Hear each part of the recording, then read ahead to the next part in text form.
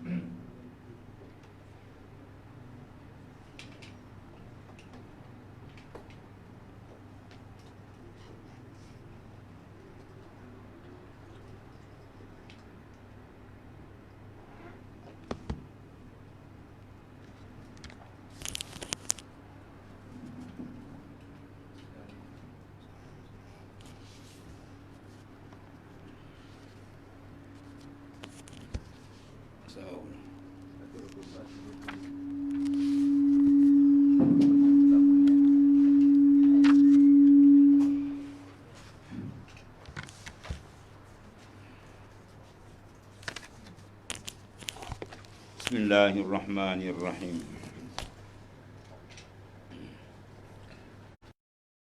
Rahimallahu ta'ala wa adaman nafa'a bihi wa bi'ulumihi fid daini amin.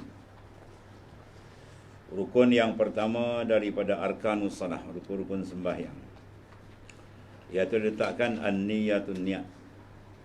Berdasarkan kepada hadis An Umar bin Khattab radhiyallahu anhu qala sami'tu Rasulullah sallallahu alaihi wasallam yaqul innamal a'malu binniyat wa innama likulli imri'in ma nawa. Hadis sahih riwayat Imam Bukhari dan Muslim. Martabat hadis yang paling tinggi, yang kuat adalah hadis yang diiktifakkan kesahihan dia oleh dua imam hadis yang terbesar, itulah Bukhari dan Muslim. Martabat dia ialah bawa Quran.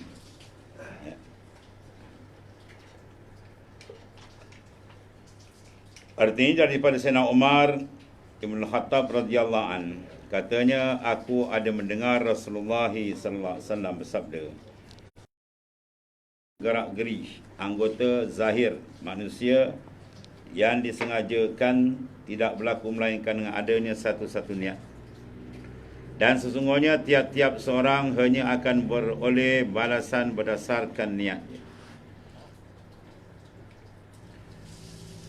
Hadis ini menjadi dalil bahawa nilai segala amal adalah berdasarkan niat.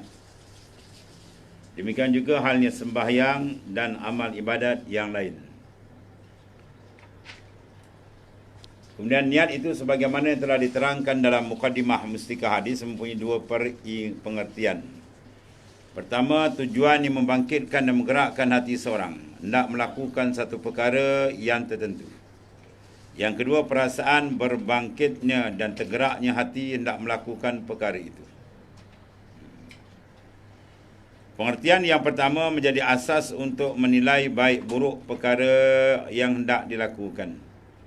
Dan pengertian yang kedua pula menjadi asas untuk iktiraf dan dikira perkara yang dilakukan. Maknanya dalam konteks niat ini dua perkara. Pertama, dari sudut lahiriah dia, dari segi hukum fiqh, untuk mengesahkan amalan tersebut. Bermakna kalau jenis amal tidak ada niat, maka amal itu tidak sah. Ya, dia bentuk dua tu. Satu amalan, satu lagi dia tidak masuk dalam bab amal, dikatakan dalam babut turuk, ataupun dipanggil dalam babul izalah. Dalam bab izalah. Maka dalam bab izalah dia tidak perlu kepada niat. Ya, menanggalkan najis. Kita basuh najis, yang perlu hilang dia ialah bau, warna dan rasa dia. Ya, bila hilang tiga sifat, maka ia tersuci. Sama ada basuh tu dengan fi'lul fa'il kita sendiri buat, ataupun disebut dengan makna inrisal, makna terbasuh. Ya. Jadi kalau sekiranya benda tu terbasuh dengan cukup hilang bau, warna dan rasa, maka hukum dia adalah sah. Itu dari segi hukum fiqah tu. Untuk meletakkan taraf benda tadi suci, ya, maknanya kita hilangkan dengan basuhan ataupun dia terbasuh. Maka benda macam ni tak perlu pada niat. Bila benda tak perlu pada niat, maka kalau dibuat oleh orang yang bukan Islam pun sah. Contoh dia macam kita kata mandi jenazah. Ya. Mandi jenazah ni ulama letakkan dia dalam bab babul izalah ataupun dalam babul turuk, bab menanggalkan kotoran dan najis. Ditakdir kalau ada orang yang bukan Islam, dia belajar hukum fiqh, sahabat dia meninggal, dia mandi kan. Kita tengok cukup syarat dia, apa hukum dia? Sah. Kemudian dia nak semayang kan? Nak semayang tak boleh. Sebab tak boleh? Sebab semayang masuk dalam babul amal. Ya, dalam bab amal. Bila masuk dalam amal, hadis ni sebut apa? Innamal a'malu binniyat. Semuanya amal sah dia dengan niat. Adapun orang kafir punya niat tidak diiktibar oleh syarak. Al-kafir ahli niat. Orang kafir dia bukan ahli niat. Ada beza dia kena. Ya. Dalam bab amal dia tak boleh. Dia nak semayang tak boleh. Dia nak puasa pun tak sah. Ya, maka dia kena masuk Islam baru dia sah iktibar niat dia. Itu dalam peringkat pertama, mengesahkan pengesahan amalan tadi dari segi hukum fiqh. Maknanya bila amalan dari segi hukum fiqh sah, syarat rukun ni cukup. Apa makna dia? Maknanya amalan tu tidak perlu diqada balik. Sebab tak apa saja amalan diperlukan dengan ilmu. Dia tak ada ilmu, tidak tahu, maka amalan tu tidak diterima. Berdasarkan hadis yang Nabi sebut yang masyhur, bila seorang sembahyang, Nabi tengok sembahyang tak kena, dia nak bersalam dengan Rasulullah SAW. Rasulullah menyatakan, kum fasalli fa innaka lam tusalli. Bangun sembahyang balik, kamu tak sembahyang lagi. Padahal dia dah sembahyang. Itu menandakan ilmu adalah penting, ya, dalam bab fiqh untuk urusan luaran. Yang kedua, niat dari sudut dalaman. Niat dari sudut dalaman. Tadi kita sembahyang umpamanya, atau kita buat amalan-amalan yang lain, ya, sudah sah sebab kita berniat puasa dan sebagainya. Contoh. Kemudian kualiti amal tu pula di segi niat dari sudut bukan zahir, tapi pengiktibaran, penerimaan dalaman dan kualiti dia. Bila ibadat, kualiti dia, dalaman dia bergantung pada niat. Kalau niat dia ikhlas kerana Allah Ta'ala, maka amal tu diterima. Ya, amal tu maknanya nilaian dia tinggi di sisi Allah Ta'ala. Kalau sekiranya amalan tu tidak ikhlas, dia masuk pengotoran dia, iaitulah riak, ujub, sum'ah, ya, tidak kerana Allah dan sebagainya lah, maka amalan tu juga ditolak. Tapi zahir dia sah tadi kan? Zahir sah dengan mana dia tak payah qada. Tapi amalan tu segi penerimaan tuan tolak. Ya, tuan tolak. Sebab ibadat dia tidak bersih dalaman pula. Dia ada dua pembersihan, dalaman, luaran dan dalaman. Kata Rasulullah menyatakan, inni akhafu ma akhafu ala ummati asyirkul asghar wa huwa riya'. Itu satu contoh dalam hadis sahih. Sungguhnya aku terlalu bimbang kena kepada umatku, iaitulah penyakit dipanggil riya'. Dipanggil asyirkul asghar, syirik yang kecil, yang membatalkan akan sawabul a'mal, mana pahala amalan yang kita buat. Semua ditolak oleh Allah Ta'ala. Jadi dalam konteks niat ni, kita kena jaga dua. Satu, segi hukum fiqh, pengesahan amal ibadat, bentuk lahiriah. Yang kedua, niat dan bentuk qasad dan tujuan kita semata-mata mencari mardatillah, keridaan Tuhan. Ya, waridwanum minallahi akbar. Redha per Tuhan itu paling besar sekali. Kemudian jelas di sini, sebelum memulakan satu amal, hendaklah lebih dahulu memperbaiki niat dan keikhlasan dia. Ini dari sudut kualiti, supaya amal ini bersih, diterima. Dan hendaklah mengambil tahu dan memikirkan halnya dengan teliti, kerana niat itu menjadi asas dan segala amal tetap menjadi pengikutnya. Mana amal dia jadi pengikut. Mana kalau amal itu niat dia bersih, cantik, yang lain pun ikut cantik, diterima. Semua rosak, semua ditolak oleh Allah Ta'ala. Sebab itulah pemantauan, pembersihan dalaman dan luaran ni, dua-dua benda adalah penting. Ya, dua-dua itu disuruh oleh Al-Quran, kita membersihkan dia. Firman Allah Ta'ala, wazaru zahiran ismi wa batinah. Wazaru bermakna watruku, manalah kamu bersihkan, hilangkan, sental, bersihkan, ya, yang kotor daripada luaran dan dalaman. Kemudian jika baik niat seorang, maka baiklah amalnya.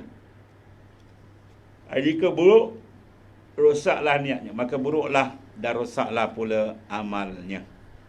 Amal jadi sempurna, cantik bila niat dia bersih.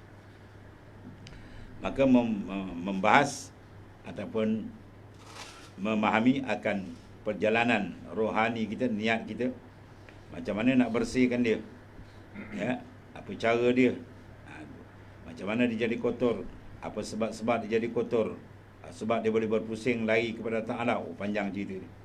Artinya ulama karang kitab dalam bab tasawuf cukup banyak untuk membersihkan. Sebab kejayaan dia tak situ, ya.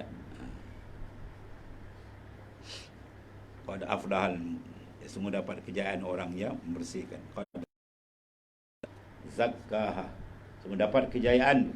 Quran naskan confirm, mesti dapat kejayaan confirm. Siapa dia? Man zakkaha, mereka yang mentazkiyah, membersihkan dalaman dia. Jadi apa makna pembersihan dalaman, ya, dan apa takrif dia, kemudian apa pengotoran dalaman, dan apa punca dia, cara mana nak sekat dia, cara mana nak berusin, nak blok. Oh, dia panjang cerita. Itu ulama karang kitab apa bagai-bagai kitab berbanyak, berkata-kata gibu kitab macam-macam berbahas tajuk untuk membersihkan tempat yang ditilik oleh Allah Ta'ala. Benda tu kalau baik dia selesai semua tu, ya, semua selesai. Dalilkan hadis sahih daripada Nabi SAW, inna fi jasad ibni Adam mudghah, iza salahat sa'irul jasadu kullu, wa iza fasadat sa'irul jasadu kullu, ala wahiyal qalb. Dalam jasad anda Adam ada seketul daging, bila dia baik semua baik, bila dia rosak semua rosak. Itulah hati manusia. Hati itulah dipanggil hakikat insan, diri manusia. Dipanggil roh, dipanggil sir, syarab, dan banyak nama-nama yang telah diberi mengikut kedudukan-kedudukan.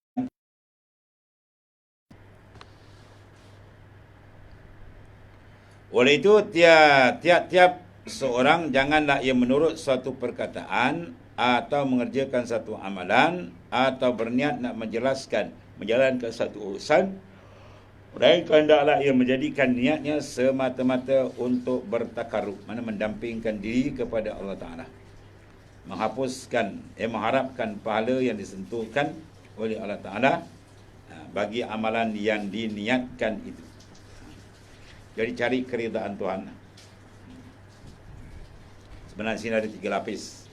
Ulama bahas ta'rif maratibul qasdi, martabat niat ataupun maratibul ikhlas. Ya, martabat keikhlasan. Keikhlasan orang awam dibuat ibadat kerana nakkan syurga ni, mengharapkan janjian syurga. Itu ikhlas, tapi peringkat awam, peringkat orang bawah. Yang kedua, dia buat ibadat, dia tidak memandang mengharapkan balasan. Dia tahu dah Tuhan dah janji, ya, Tuhan bagilah kan. Tapi dia harap sangat terhindar daripada azab siksa neraka yang maha dahsyat. Ya. Maka itu peringkat kedua. Peringkat yang paling tinggi sekali, dia buat ibadat semata-mata tidak memandang dua perkara. Dia terus kepada Tuhan dia. Itu memandang kerana Allah Ta'ala terus. Buat ibadat lillahi ta'ala. Dan itulah yang kita lapaskan dalam semua ibadat. Usalli, ujung dia apa? Nawaitu sawma qadin, ujung dia lillah. Nawaitul hajj wal umrah, semua ujung lillah. Semua ibadat lillah. Ya. Sedangkan Nabi dah tawarkan, Nabi dah sebut ganjaran ini, pahala ini, pahala ini. Kenapa tak niat untuk pahala? Kan? Usalli ujung apa? Lil jannatul firdaus. Kan? Ya, ada yang di komen kata ulama tasawuf ni tak nak pahala gini. Jangan kau arba rakaatin lil jannatil firdaus. Kau sembahyang depan, seorang tak ikut kau. Kau jadi imam, seorang tak ikut kau. Kan? Kata, habis Nabi dah janji. Nabi kita buat janjian dalam hadis sahih banyak kan. Buat amalan ni dapat syurga ni, buat amalan dapat macam-macam. Kenapa tak niat benda tu? Niat dalam macam tu. Saya puasa ni kena nakkan balasan besar di akhir. Semua dia ajar kita ujung lillahi ta'ala. Bila Allah Ta'ala dah reda, tak payah cerita lah benda tu. Kan? Kita nak buat teh susu. Kan? Kita masuk teh tapi tuang susu. Tak payah niat sahaja aku kacaulah susu dengan teh, menjadilah ia air teh susu. Tak payah. Ambil teh kacau je lah, jadilah dia kan. Tak payah niat sahaja aku kacau teh campur susu, jadi teh susu. Tak payah. Kalau macam tu lah buat kedai mau. Mampus orang dunia wam semuanya tukang buat pula buah tak masuk niat lagi mau. Dia kacau je lah. Jadilah dia kan. Maknanya bila Tuhan dah janjikan dapat reda Tuhan, syurga tu semua tu tak payah ceritalah kan. Tu dia punya milik dia dan dia takkan menyalahi janji. Semua dia memberi pengkhabaran daripada Quran dan hadis-hadis ganjaran. Dan perlu dipaham apabila Allah Taala sebut dalam Quran atau Nabi Rasulullah SAW sebut dalam hadis-hadis sahih, ganjaran tu apa makna dia? Bermakna amalan itu amat diredai oleh Allah. Sebab tu bila dia reda, dia bagilah ganjaran dia. Dia bagilah dia punya pembalasan dia. Menandakan reda. Maka kita nak cari apa? Nak pandang apa? Nak pandang reda Tuhan ke nak pandang balasan? Pandang kepada reda lah. Reda dapat satu reda dia cukup dah. Semua dia bagi. Ya, Allah Ta'ala Maha Pengasih Penyayang. Orang yang buat dosa dengan dia pun dia bagi makan. Kapi tak sembah dia pun dia bagi makan. Orang yang reda dengan dia. Ya, dapat reda dia. Lagilah dikurniakan ganjaran besar di akhirat esok. Timbul pula dah kapi dapat ya kan. Tapi kita orang Islam kan dapat sikit, orang kafir dapat banyak macam tu. Itu panjang cerita lagi lah. Kita kena belajar kitab banyak lagi. Sebab pemberian Tuhan tu banyak jenis pula. Banyak jenis pula kata. Dia beri dengan rasa reda. Satu lagi dia beri dengan istidrat. Kita kena faham pula. Beri dengan istidrat dia beri, tapi beri orang panggil menyampah. Kan? Aku tak nak tengok muka macam tu. Pemberian tidak ada keredaan, itu dipanggil istidrat. Bila dia beri, bila seorang tu melakukan benda-benda dilarang, tapi dia dapat rezeki. Rezeki itu bukan rezeki dalam bentuk reda. Rezeki dalam bentuk istidrat. Sanastajrijuhum min haitsu la ya'lamun. Pemberian dalam bentuk permuaan dengan dapat pemberian dalam bentuk reda. Dia jauh beza. Dapat serta reda. Kita nak. Kalau dapat tapi dalam permuaan yang dia beri macam tu je kan, tak sedap gitu. Dia beri dalam bentuk dia suka, dia reda. Jadi pemberian pada orang beriman itu dalam bentuk keredaan. Ada tuan beri orang kafir dalam bab tu, itu istidrat, dia tak sama. Bala pun tak sama. Bala pada orang beriman dia takrib, Tuhan hampirkan dia. Ya, ibu merotan anak atas dasar dia sayang, bukan dia rotan nak balon tu. Dia rotan bagi anak dia sedar. Bila anak dia besar, so bawa anak dia terima kasih. Si baik, terima kasih mak rotan ni. Baru dia tahu apa hikmat dia rotan. Ya, ada pun kalau dia rotan di balon perompak masuk rumah dia, itu memang balon betul. Kan? Perompak masuk dia dapat ramai dia titik pun cukup. Itu kan titik itu memang bagi betul-betul kan. Jadi mana orang kafir itu memang Tuhan bagi azab dia. Ada pun orang Islam kalau kena ujian itu semata untuk menghampirkan diri dia, mengangkat darajat dia, menghapuskan akan dosa dia. Itu dah lain tak sama. Ya, itu semua benda faham. Ini dia tak faham, keluar mulut-mulut, nampakkan lagi besar jahil dia. Jahil bercampur dengan bebal. Sebab dia perli orang. Entah semayang pun tak kaya. Aku tak semayang berjudi, kaya raya. Itu semua cakap orang dah hilang akal. Kita tanya dia, Tuhan beri ada berapa bagi? Bagi apa pula kata. Kau tak tahu, kau dah bebal. Kau dah tak tahu, jangan ada bercakap. Kan Tuhan beri ada dua. Dia beri atas kasih sayang, dia beri atas permuaan. Mana nak? Kita nak atas kasih sayang dia. Permuaan dia beri begitu apa banyak pun apa kan. Tak ada nilai. Kita kupas 50 biji buah kelapa. Kemudian kita mesin. Kemudian kita perah santan. Dapatlah santan tu dalam, kita kata 1, 2, 3 jug tu kan. Sikit. Adapun ampas dia banyak. Mana kita nak? Nak ampas banyak ke nak santan? Santan walaupun sikit, tapi dia mahal. Sekilo apa? Untuk masak orang lelaki, perempuan tadi tu. Adapun hampas kelapa, kita lambak je. Nampak banyak kan? Sekarung, 2 karung, 50 biji kelapa kan? Banyak dia punya apa? Hampas. Tapi hampas nak buat apa? Makan ayam je lah. Dia pun benda sikit tapi kualiti tinggi. Sebab tu orang Allah beri pada orang beriman benda yang berkualiti. Ya, benda tu benda yang halal, yang bersih, membuahkan apa? Perasaan dia makin dekat dengan Tuhan, nak beramal mudah. Mana orang kafir tu lambat gitu je, direka situ je lah. Tu benda tu kena faham. Pemberian dua, satu bentuk rahmat, satu bentuk istirahat. Ya, azab ujian pun dua. Dalam bentuk azab tu untuk orang kafir, untuk maknanya ditakrib, untuk hampirkan dia tu bagi orang beriman. Oleh itu tiap-tiap Hendaklah ia menuturkan suatu perkataan atau mengerjakan satu amalan atau berniat nak menjalankan suatu urusan, melainkan hendaklah ia menjadikan niatnya semata-mata untuk bertakarub, mana mendampingkan diri mencari keridaan Allah, kemana kerana Ta'ala lah, dan mengharapkan pahala. Ini nombor dua. Pada tak nombor dua, yang dituntutkan bagi amal yang niatkan. Ini peringkat kedua. Ya. Habis.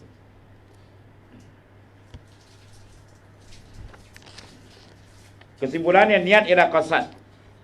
Al-Imam Al-Suyuti disebut dalam kitab dia, awal sekali dalam kitab Qawaidul Fiqhiyah, Al-Ashbah wa Nazair. Kalau di Mesir buat master kita, rujukannya. Ya. Al-Qaidatul Ula, apa dia? Al-Umur bimaqasidiha. Kaedah pertama dia letak mula-mula, kaedah pertama ialah Al-Umur bimaqasidiha. Segala urusan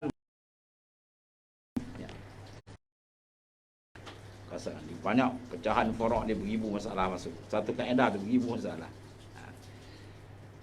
Hendaklah dilakukan satu serta dengan melakukannya. Mana dibetulkan niat dari dua sudut. Dari sudut fiqh dia kena betul. Dan di sudut maknanya dalaman pun dia kena betul.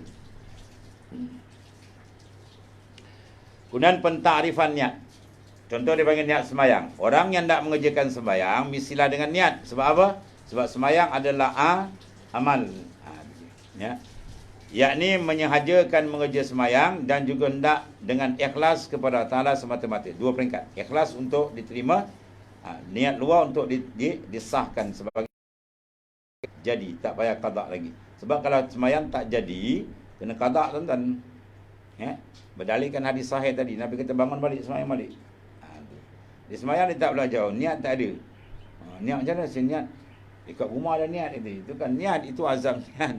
Ta'rif niat tu apa? Semayang, ta'rif niat. Qasdu syai' muqtarinan bi fi'li. Kita dah semayang bertahun-tahun, apa makna niat? Niat lah. Dia niat pada semayang fardu lain. Niat pada semayang sunat yang ada sebab, yang tak ada sebab. Dia ada peringkat-peringkat. Ada qasad, ta'arud, ta'yin. Ada qasad dan ta'yin pun ada. Ada qasad saja pun ada semayang. Ya? Contoh kita semayang fardu. Kan? Zuhur. Dia ada kongkong tiga. Qasad, ta'arud, ta'yin. Ta'yin ataupun ta'ayyun. Boleh dua macam tu. Qasad maknanya aku sembahyang. Ya, qasad. Ta'arud kita rentangkan apa? Fardu ke sunat. Aku sembahyang fardu. Ta'yin tentukan waktu dia apa? Zuhur ke asar, maghrib ke isyak. Tu je. Aku sembahyang fardu asar. Kita angkat sembahyang tu sembahyang berasar, kita nampak. Kita faham kita sembahyang asar. Ya, bukan kita baca dalam hati ya. Banyakkan orang dibaca dalam hati tu. Allah aku sembahyang fardu. Itu kan niat. Itu dipanggil hadisun nafsi. Hadis nafsi pula gitu. Dah sembahyang lama macam ni, macam mana pula ni? Kita kena belajar. Hakikat sembahyang tu nampak, terangkat takbir tu Allah, zuhur pak kita nampak. Faham? Ada? Wah, ada gisau lah macam tu. Itu mengingat kita sebut Kuala Lumpur, KL nampak tak? KLCC nampak tak? Nampak. Sebut rumah kita. Kat mana rumah? Kau nampak kan? Ada berapa rumah? Dua. Bini dua, buah. Jadi maknanya diangkat dia sebut nampak. Kan? Itulah panggil niat. Qasdul syai'. Ada pun kita baca dalam hati Allah saja aku sembahyang. Niat itu hadisun nafsi. Perkataan hati. Tapi mujur ada ulama mana ada makna niat. Parah. Semua dah risau kan. Aku niat macam mana pula ni kan. Dalam hadis nafsi ada tadammun, ada mengandungi makna niat. Mujur di situ. Ya, jadi boleh pakai lah. Dia ada bahas tentang masalah yang muqaranah. Kembali kita Arab dia bahas panjang muqaranah kan. Sebab ada ikhtilaf pula sini. Syafi'i lain, Maliki, Hambali pula lain. Oh, panjang bahas itu. Sebab kena belajar. Daripada hadis itu kan. Innamal a'malu binni. Lapas bin niat, ba pada bin niat tu ada dua makna tu. Dalam bahasa Arab dipanggil satu ba as-sababiyah, satu ba dipanggil lil musahabah. Tiga mazhab Hanafi, Maliki dan Hambali dipakai ba dengan makna sababiyah. Maknanya amal tu innamal a'malu bin niat ai bisababinnya. Sungguhnya sah amalan tu dengan sebab niat. Maka sebab dengan musabab mana dulu? Sebab dulu kita makan bau kenyang. Jadi nak semayang, niat dulu. Sebab tu 3 mazhab dia boleh niat luar semayang. Dekat rumah di tuan tangga tu dah niat semayang zuhur, sah. Itu 3 mazhab. Ya, atau berkat B, dia mahu masuk surau ke mana niat. Bagi Syafi'i itu belum niat. Mazhab Syafi'i bukan niat. Dia pecahkan ada 6 maratibul qasdi. Kita besok hari raya Aidilfitri, kita duduk Kuala Lumpur, terlintas nak balik itu bukan niat, itu hajiz. Kuat sikit dia panggil hammun. Kuat lagi buat, wah ni dia panggil azmun, azam. Kan? Angkat beg, baru niatun. Angkat beg tu iktiran dengan perbuatan, itu panggil, itu dalam mazhab Syafi'i. Dia tak sama tu. Hajiz, hammun sampai pada azmun, niatun angkat. Itu sebab kita nak semayang, ta'rif dalam mazhab Syafi'i ialah qasdu syai' muqtarinan bi fi'li. Qasad suatu, kita nak semayang kan, qasad satu serta. Kita angkat takbir, Allahu Akbar, sertakan aku semayang fardu zuhur. Ya, aku semayang fardu zuhur. Atau panggil niat. Mana kena serentak iktiran. Sebab ba' pada biniat dalam mazhab Syafi'i kita pakai ba' itu lil musahabah, berserta. Kecuali benda-benda yang darurah. Tak boleh nak serta sebab payah. Contohnya puasa. Awal puasa terbit fajar. Siapa nak pergi tunggu kan? Duduk tengah-tengah terbit fajar saja aku puasa esok hari. Wah, jawab dia banyak tak puasa. Puasa tak serta niat lah share kata. Oleh kena payah, maka iza taqada amru ittasa'a. Ada fiqh kita bila benda tu payah, ittasa'a syarak luaskan. Bermakna boleh diniat awal waktu malam. Ya, sebab tu Nabi kata la siyama liman lam yubayyitun niyah.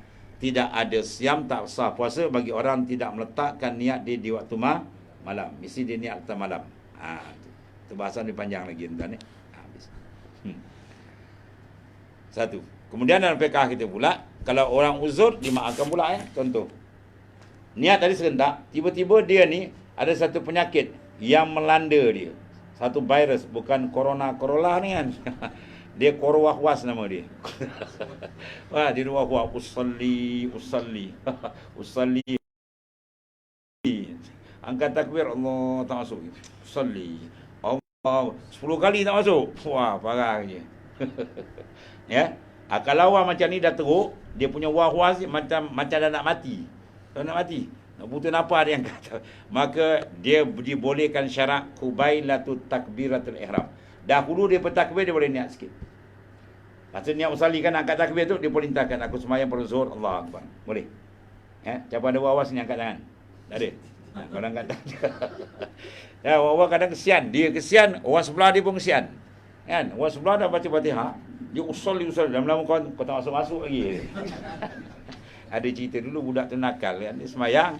Dia tengok kau masuk usalli tak masuk-masuk lah. Dia pun bengang, kau tak masuk niat lagi. Dua-dua batal semayang. Dia kalau dah terlampau teruk sangat was kan, angkat tak masuk kan. Boleh niat dahulu sikit. Sebelum lapan takbir Allah Akbar, niat aku semayang pada maghrib, semayang pada zuhur ke. Angkat cepat, dah, senang. Macam tu je, syarat gitu ya. Dia luas. Habis. Tu bab niat ni panjang bahas tentang ni. Habis tu. Kemudian niat semayang, orang yang hendak mengerja semayang mestilah dengan niat, iaitu mengerjakan semayang, dan juga hendaklah ikhlas kepada Ta'ala semata-mata sesuai dengan apa yang telah terangkan oleh Allah Subhanahu Wa Taala dalam Al-Quran, wa ma umiru sinalahuddin, dan mereka tidak diperintahkan melainkan supaya menyembah Allah Ta'ala, mengikhlaskan ibadat kepadanya. Ini dalam konteks dalaman ya. Waktu dah habis insya-Allah. Sambung ya. Kemudian kata Ta'ala, wa ma umiru illa liya'budullaha mukhlisina lahuddin. Sallallahu alaihi. Bismillahirrahmanirrahim. Alhamdulillah. Sayyidina Muhammad. Allahumma ighfir lana wa inna khairal Subhanallah.